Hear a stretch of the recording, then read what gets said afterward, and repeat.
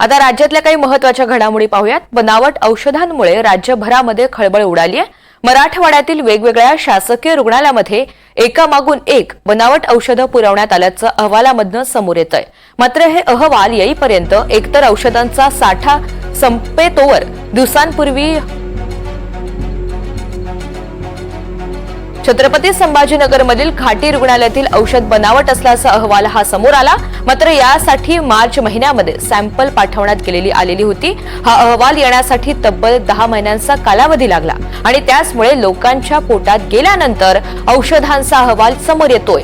तर या औषधांमुळे रुग्णांना हानी झाल्यास त्याला नेमकं जबाबदार कोण, असा सवाल सध्या उपस्थित केला जातोय। मोहसिन शेख आपल्याला या सगळ्या संदर्भात अधिकची माहिती देणार आहेत। मोहसिन, खरं तर अहवाल समोर यायला खूपच कालावधी लागतोय आणि त्याचमुळे आता या औषधांमुळे रुग्णांना हानी झाल्यास, त्रास झाल्यास नेमकं जबाबदार कोण, हा प्रश्न विचारला जातोय। एकंदरीत ही प्रक्रिया नेमकी कशी असते आणि काय तक्रारी नोंदवल्या जात आहेत? मुळात महाराष्ट्रामध्ये अन्न प्रशासन विभाग जे आहे त्याच्या या सगळ्या औषधांचा अहवाल ज्यांच्याकडे जातात, जे सॅम्पल घेतात, ते फक्त महाराष्ट्रात 3च प्रयोगशाळा आहे आणि त्यामुळेच ह्या सगळ्या गोष्टींचा उशीर होत असल्याचं जे आहे तर समोर येतंय। 3 प्रयोगशाळेवर हा संपूर्ण राज्याचा भार आहे आणि त्यामुळे जेव्हा हे अन्न प्रशासन विभाग एखाद्या शासकीय रुग्णालयातून औषधांचा सॅम्पल घेतो आणि तो पुढे पाठवला जातो, या 3 प्रयोगशाळांपैकी काही औषधांचे अहवाल हे फक्त मुंबईतील प्रयोगशाळेतच काढले जातात।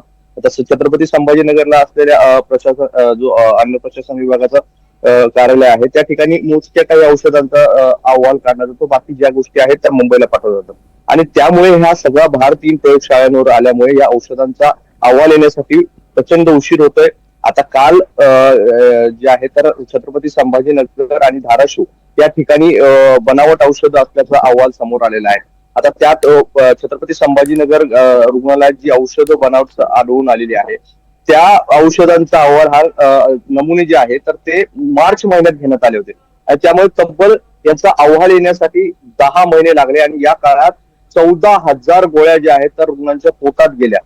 आता ह्या सगळ्या रुग्णांना सगळ्या औषधांचं वाटप केल्यानंतर जर अहवाल येत असेल तर ही तपासणी कशासाठी, हा देखील प्रश्न उपस्थित केला जातोय आणि यामुळे रुग्णांना काही त्रास झाला त्याचा जबाबदार कोण, हा देखील प्रश्न उपस्थित केला जातोय। आता जर अहवालासाठी जर रुग्णालय औषध पुरवठा थांबवला तर मग रुग्णांना औषधं कुठून पुरवठा करायचा, हा देखील रुग्णालयासमोर प्रश्न आहे। त्यामुळे ह्या सगळ्या प्रकरणात आता सरकारने लक्ष देण्याची गरज असल्याचं बोललं जात आहे आणि प्रयोगशाळा आणखी वाढवण्याची मागणी देखील केली जात आहे। मराठवाड्यात गेल्या काही दिवसांपासून आपण बघितलं तर नांदेड असेल, धाराशिव असेल, संभाजीनगर असेल, त्या ठिकाणी बनावट औषधांची रुग्णालयात पुरवठा करण्यात आल्याच्या बाबी ज्या आहेत तर सतत समोर येत आहेत। आता संभाजीनगरच्या आणखी काही औषधं आहेत त्यांचं देखील नमुने जे आहेत तर अन्न प्रशासन विभागाकडे पाठवण्यात आलेले आहे। आता हा अहवाल देखील कधी येतो हे पाहणं महत्वाचं असणार आहे। तोपर्यंत ह्या सगळे औषधं जे आहेत त्यावर आता रुग्णाला देण्यास बंदी करण्यात आलेली आहे, ते त्यावर सेल करण्यात आलेलं आहे। पण आता जर हा अहवाल लवकर नाही आला तर हे सगळी औषधं देखील जे आहे ती एक्सपायर होऊ शकतात। त्यामुळे मग त्यावर केलेला खर्च जो आहे तर तो वाया जाण्याची भीती आहे। त्यामुळे औषधं जेव्हा रुग्णालयात येतात त्याच वेळी तिचं तात्काळ लवकरात लवकर जर अहवाल आला तर ती रुग्णांना पुढे वाटप करता येईल किंवा दिली जाईल, अशी भूमिका जी आहे तर रुग्णालयातील डॉक्टरांची आहे। मात्र या सगळ्या गोंधळात कुठेतरी याचा मोठा फटका रुग्णांना बसतोय। सरकारच्या तिजोरीवर जेव्हा औषधं कालबाह्य होतात त्यावेळेस त्याचा खर्च जो आहे तर सरकारच्या तिजोरीवर पडतोय। त्यामुळे ह्या सगळ्या परिस्थितीत प्रयोगशाळा वाढवण्याची मागणी होत आहे। दुसरीकडे हा सगळा भोंगळ कारभारामुळे आता आरोग्य विभागाची जे आहे तर आरोग्य विभागावर देखील अनेक प्रश्न उपस्थित केले जातात। त्यामुळे आता या सगळ्या घडामोडींनंतर सरकार काय भूमिका घेतं, आरोग्य विभाग काय भूमिका घेतं हे पाहणं महत्वाचं असणार आहे। निश्चित मोहसिन, ज्या पद्धतीने आपण सांगता त्यामुळे रुग्णालयांची सुद्धा दोन्ही बाजूने कोंडी झालेली आहे आणि आता प्रशासनानं यामध्ये तातडीनं लक्ष घालून तात्काळ कारवाई करावी अशी मागणी जोर धरू लागलेली आहे। धन्यवाद सविस्तर माहितीसाठी।